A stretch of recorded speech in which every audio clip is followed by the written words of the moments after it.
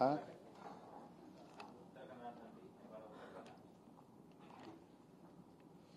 ಹೆಬ್ಬಾರ್ ಬಗ್ಗೆ ಯಾಕೆ ಇನ್ನೂ ಕನ್ವರ್ಸ್ತಾ ಇದ್ದೀರಿ? ನೋಟಿಸ್ ಕೊಟ್ಟಾಗಿದೆ, ಕೇಂದ್ರ ತೀರ್ಮಾನ ಮಾಡ್ತಾರೆ. ಸಂಬಂಧ ಇದೆ ಅಂತೇಳಿ ಅವ್ರಿಗೂ ಅನಿಸಿಲ್ಲ, ನಮಗೂ ಅನಿಸಿಲ್ಲ.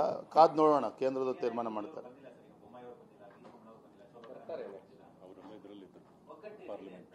ನೋಡಿ, ಮೈಸೂರಿಗೆ ಬಂದಾಗ ಪ್ರಹ್ಲಾದ್ ಜೋಶಿ ಅವರೇ ನಮ್ಮ ಜನಾಕ್ರೋಶ ಹತ್ರ ಉದ್ಘಾಟನೆ ಮಾಡಿದ್ರು. ನಮ್ಮೆಲ್ಲ ಆರ್ ಅಶೋಕ್ ಅವರು, ಚಲ್ವಾದಿ ಅವರು, ಕಾರಜೋಳ ಅವರು ಎಲ್ಲರೂ ಕೂಡ ಇದ್ದಾರೆ. ಯದುವೀರ್ ಒಡೆಯವರು ಕೂಡ ಇದ್ದಾರೆ. ಆಯಿತಾ. ಮಂಗಳೂರು ಹೋದಾಗ ಮಂಗಳೂರು ಉತ್ತರ ಕನ್ನಡದಲ್ಲಿ ನಳಿನ್ ಕುಮಾರ್ ಕಟೀಲ್ ಆದಿಯಾಗಿ ಅಲ್ಲಿರ್ತಕ್ಕಂಥ ಪ್ರಮುಖ ನಾಯಕರನ್ನು ಜೋಡಿಸ್ಕೊಂಡಿದ್ದೇವೆ.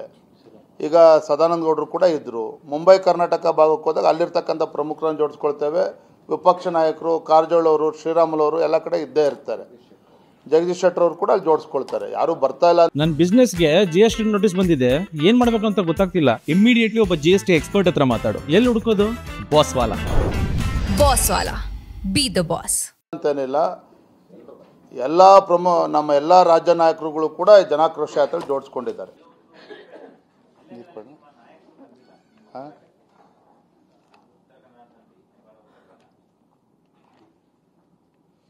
ಹೆಬ್ಬಾರ್ ಬಗ್ಗೆ ಯಾಕೆ ಇನ್ನೂ ಕನ್ವರ್ಸ್ತಾ ಇದ್ದೀರಿ? ನೋಟಿಸ್ ಕೊಟ್ಟಾಗಿದೆ, ಕೇಂದ್ರ ತೀರ್ಮಾನ ಮಾಡ್ತಾರೆ. ಸಂಬಂಧ ಇದೆ ಅಂತೇಳಿ ಅವ್ರಿಗೂ ಅನಿಸಿಲ್ಲ, ನಮಗೂ ಅನಿಸಿಲ್ಲ. ಕಾದು ನೋಡೋಣ, ಕೇಂದ್ರದ ತೀರ್ಮಾನ ಮಾಡ್ತಾರೆ.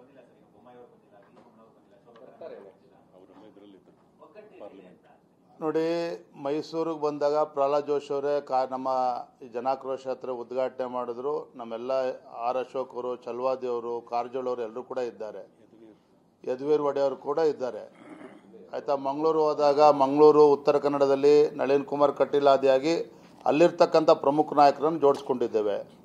ಈಗ ಸದಾನಂದ ಗೌಡರು ಕೂಡ ಇದ್ದರು. ಮುಂಬೈ ಕರ್ನಾಟಕ ಭಾಗಕ್ಕೆ ಹೋದಾಗ ಅಲ್ಲಿರ್ತಕ್ಕಂಥ ಪ್ರಮುಖರನ್ನು ಜೋಡಿಸ್ಕೊಳ್ತೇವೆ.